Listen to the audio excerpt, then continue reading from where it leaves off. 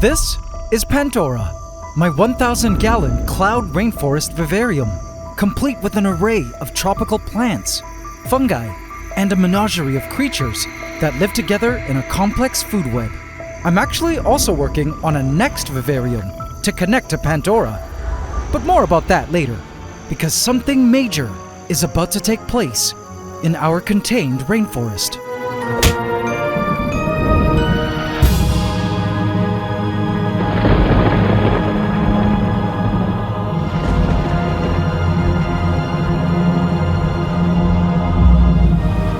The rains had come early. Yes! This meant it was time to affect our simulated weather system. Rains, I summon thee. This is the story of what happened when I launched rainy season in my giant Ecosystem Vivarium. But little did I know, this cosplaying of Mother Nature would lead to some pretty insane revelations about the animals in our rainforest, as well as take me on the wildest adventure with some unexpected newcomers. Welcome to Season 2, Episode 6 of my Ecosystem Vivarium Series, here on the AntsCanada Ant Channel.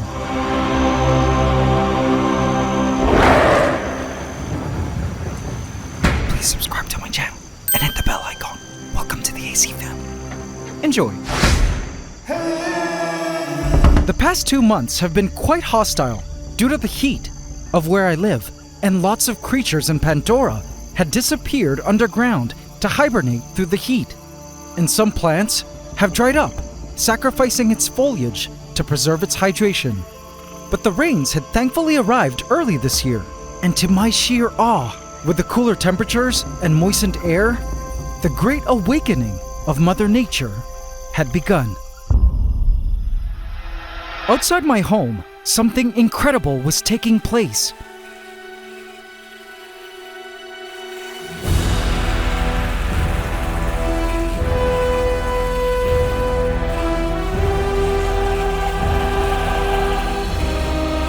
There wasn't a light around my place that wasn't swarmed by an army of flying troopers. These were the future queens and kings of termites. These termite-elates were waiting their whole lives to fly on this night, an annual event called a nuptial flight, in order to congregate from all across the region to meet at the lights, in hopes to find one true mate to marry and start new termite colonies with. Some queens and king termites had already begun to break off their wings and began to scramble around in search of a partner to pair up with. It's truly a remarkable event, because every species of termites knows their specific night in the year to fly. And this particular wood-eating species was the first termite species to fly this year. But the termites weren't the only ones waiting for this night, for their nuptial flight festivities were also a feeding frenzy for predators who've been braving the harsh, dry summers where food was scarce. The summer fast was finally over. All geckos around my home were coming out of hiding to gorge themselves on the termite buffet. A jumping spider had gotten lucky as well. Another gecko was having a feast, picking off termites that landed on his light-colored wall, making the termites easy to spot. In the shadows of this rock pillar was a tree frog, waiting for the termites to come to it. But the most conspicuous of creatures to emerge were these cane toads. The large toads hopped all around, picking off the termites that fell to the ground. They had enormous appetites and would be eating up every single termite they would find. But this termite nuptial flight was not only taking place outside, but also inside my ant room. Somehow, despite having all my windows closed, the termite-elates still managed to make their way indoors and were now swarming around Pantdora, attracted to the lights and wanting to get in. Okay, in that case, here you go, termites. Enjoy your Pandoran soils. A bunch of termite-elates were now inside Pantdora and would either be food for various rainforest creatures or perhaps pair up and start new termite colonies inside our vivarium. We already had another termite species living here, but I felt it wouldn't hurt for them to have some competition. Now, some of you may be wondering why I didn't catch any toads to put into our rainforest. Well, the toads are invasive and would pretty much eat every single creature it could fit in its mouth, including all our tree frogs, our geckos, and even our sun skinks. But speaking of new additions and sun skinks, I have the craziest news that I didn't have on my bingo card regarding our resident sun skinks that absolutely blew my mind. The next morning, I spotted this.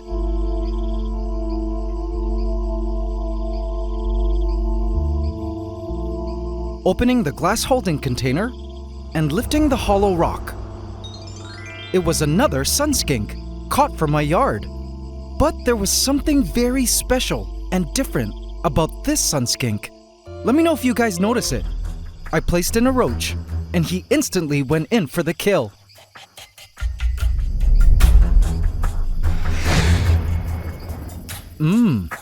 Delicious.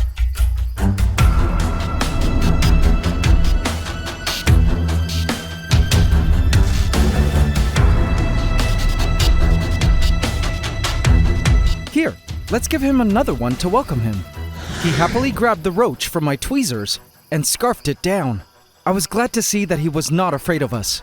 But were you able to spot why this sun skink was special? The sides of this sun skink lacked the speckles that were seen on our other sun skinks. His sides were plain, but what truly blew my mind was his head, which was orange. Why was this significant? Well, when researching these sun skinks, I had read that males had thicker necks and orange faces during breeding season. And so based on that description, I deduced that our Smaug, who was pretty thick at the neck and kind of had an orange tip of the snout going, was a male. And that our second, more slender sun skink, Daenerys, I had placed in later for him, was female. But when I laid eyes on this new guy, I instantly realized, oops, perhaps I should have asked for Smaug's pronouns. And as I spotted our less orange Smaug staring at our new handsome male sun skink through the glass, I knew that Smaug was actually a Smaugette. Oh man, Smaug is female? Anyway, shell-shocked by this realization, I resolved to make the introduction of our new truly manly sun skink to our rainforest, where he could live and hopefully mate with his two sun skink princesses. I couldn't wait to see him interact with the females. And little did I know, their interaction was not what I expected it to be. But before adding him in, a soft noise was coming from another area of the ant room that made my heart leap. Within my incubator were a series of eggs laid by various pets of mine. I've been waiting with great anticipation for any of them to hatch. And to my utter joy, I spotted a mass of brownish orange amidst the eggs, breathing its first breaths of air. What is it, you ask? A chick, born from my Rhode Island red chickens in the yard. I've been incubating the chicks indoors, safe from fire ants outside my home, which are a big threat to them at this age. But this chick was not alone. It had a sibling. Now, I had a special plan that had to do with our rainforest Pantdora for when these chicks would finally be born. And I couldn't wait to carry it out. But for now, I placed the newborn chicks into their rearing quarters to begin this stage of their life journey.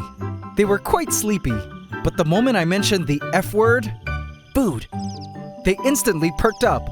Chickens fall under the category of precocial birds, meaning they can get up and feed on their own right off the bat. Unlike altricial birds, who are born rather bald and helpless and require parental care at birth, I had to just show the chicks with my finger what to peck and they instinctively understood the assignment and began to feed. They were just so cute.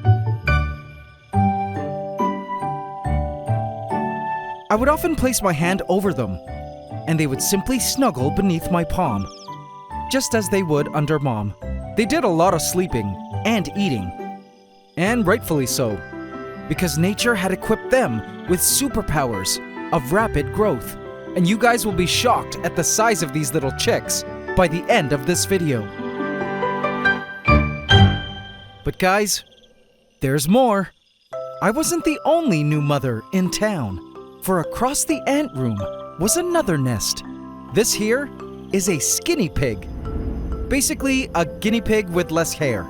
She is one of my rescues that I've had to separate from my other skinny pig rescues because just this morning, we spotted a surprise.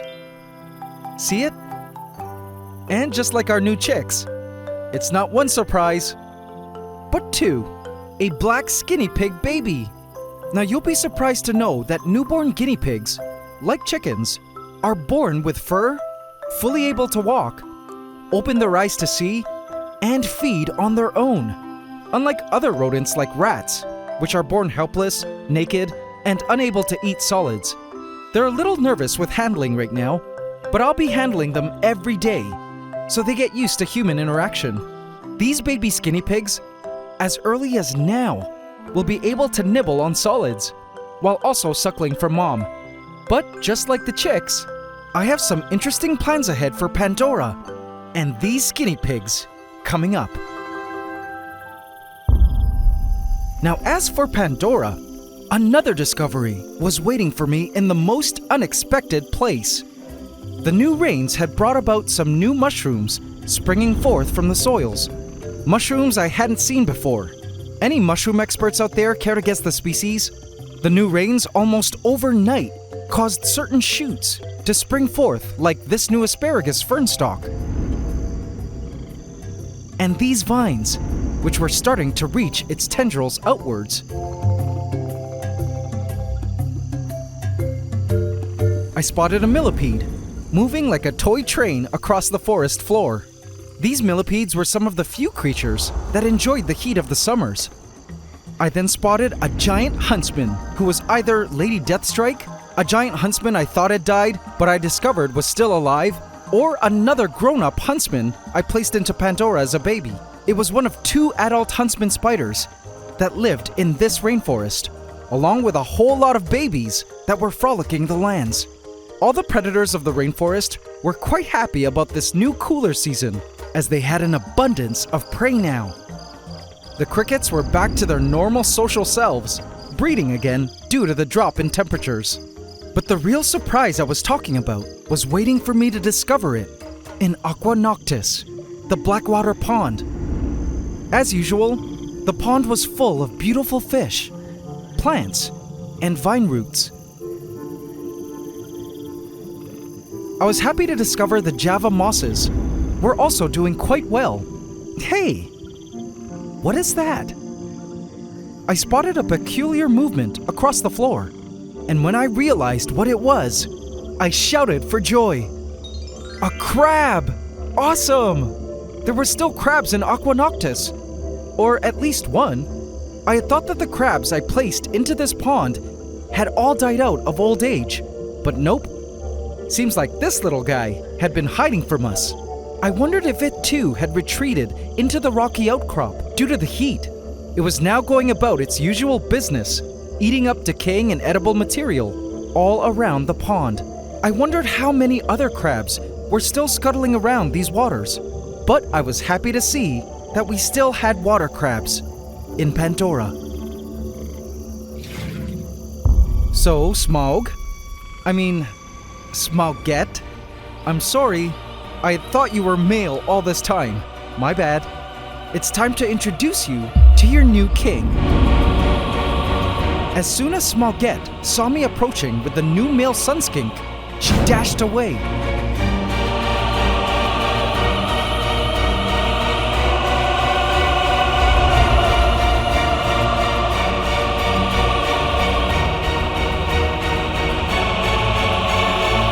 I placed in the rock platform Welcome to your new home, my new son Skink. I lifted the cover, and he immediately ejected.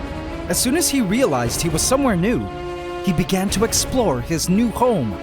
Using his tongue, he sniffed the ground and moved cautiously across its surface.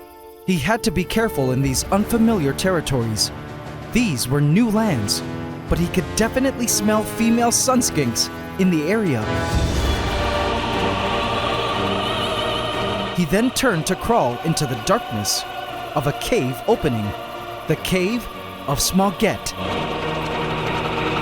I looked around and couldn't see into the darkness into which he had gone, but just a few seconds later, I saw a quick commotion in the leaves. Whoa! What's that? I scanned the foliage and chuckled when I spotted the orange head of the new sunskink peeking from the back of the vivarium. Hilarious! Smog had chased him out, and I looked back at the cave to see Smoget standing firm at the entrance. And never come back, you creep! Wow! Seems like Smoget had some warming up to do. She dashed right back into her cave, which she wasn't willing to share with some random male. A little frazzled by the encounter, he continued on to explore these new lands. He began to climb the Hallelujah tree stump.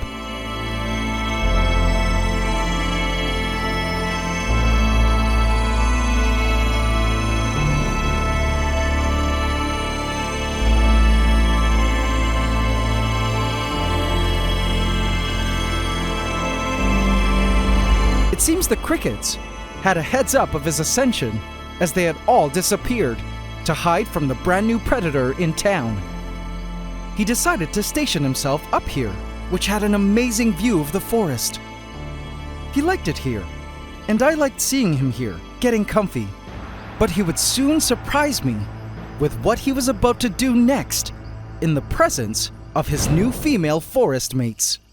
Now, speaking of new forest mates, I've been thinking long and hard about our second vivarium that I've been wanting to build as an attachment to Pantdora, and I've held a few polls to pick your brains as to which type of biome we create as an extension to Pantdora. So far it seems the consensus is either swamp, cave, and canopy being the most popular choices. I cover all the options in the last episode, so I won't go over them again here. But I do see that there seems to be a split between poll results and the comments. In the polls, it seems swamp and cave are winning. But in the comments, it seems canopy is winning by a lot. My issue now is that I have to assess how many of the poll votes are from people who have not watched the last episode, which covers the pros and cons of each biome type and the possible animals housed in each. It matters because so many of you mentioned that you switched your votes after watching the last episode, and the comments all seem to be screaming canopy as the next vivarium attachment. I decided I would ponder over our options over the next day or so and have a closer look at more of your opinions before letting you all know which biome type I decide for our second giant ecosystem vivarium. As I looked up on the moss wall, I spotted Daenerys, our other female sunskink, who was now watching the strange new male who had seemingly appeared out of nowhere. He was cute, but Daenerys chose to lay still and just watch. Suddenly, he spotted her and decided to do something I totally didn't expect from a sunskink. He leaped up and grabbed onto the asparagus ferns hanging from the canopy. He was now officially up in the vines. What? I didn't know sunskinks could do this. They're ground-dwelling lizards. But clearly, our male sunskink had some hidden climbing skills up his sleeve. I wondered if Daenerys was impressed. He was now arboreal, with ghost ants running about at his feet. Suddenly, he began to move. But where could he go now? Don't tell me he was about to balance on those thin vines. I was quite nervous for him, as it was a long fall to the bottom.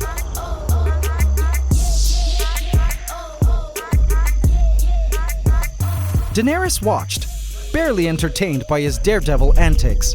He jumped at some nearby fern branches and had suddenly taken on the aura of a tree skink, a sunskink no more. Like a masterful Cirque du Soleil performer, he climbed, and looked around for his safest route across the canopy, balancing even on the thinnest of vines, to the very top of the vivarium. Daenerys expected him to plunge to his death at any moment, but she decided to keep watching. After hanging there for a bit, he then went on to perform his second death-defying trick. He crawled across the vines carefully, calculating where he would execute his next stunt. I think his main objective was to get closer and closer to Daenerys, and hopefully check her out up close. But these were unfamiliar lands, with a strange geometry, to say the least. And then suddenly, bam! He instantly went from tree skink to spider skink, spider skink. He hung upside down like a gecko, not knowing where to go next from here. It was then that I realized that Daenerys was gone. She had grown bored and left. Uh-oh. Now, how was he going to get down? I bet he felt real silly right now. It was then that I decided to name this male sun skink Drake.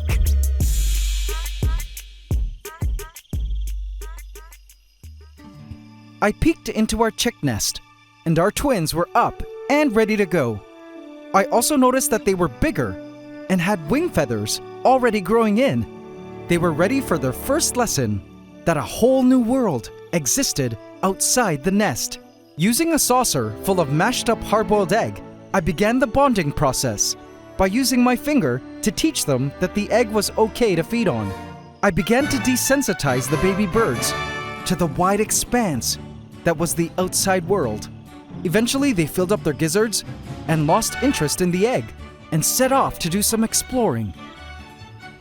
But not too far from Mom, side by side, the twins began to explore the floor of the ant room.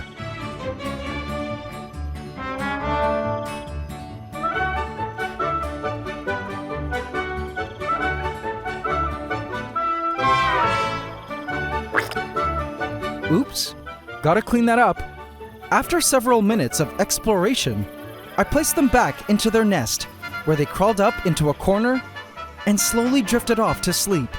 These chicks were doing a lot of sleeping over the next few weeks, as their growth would be insanely fast, as mentioned.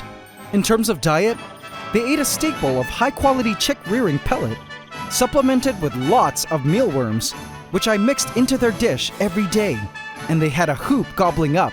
Have a look at them feed. It was amazing to watch the chicks instinctively know to locate the worm's head, crush it, and render the mealworm immobile before swallowing it down. Watching them feed on mealworms truly made me understand how dinosaurs eventually evolved into birds. Our chicks were well on their way to a healthy life, and I needed them to be. It did look like one chick was beginning to look bigger than the other, which to me meant they were probably male and female. But I won't be able to tell for sure until they're a bit older. And we all know how accurate I am at guessing genders.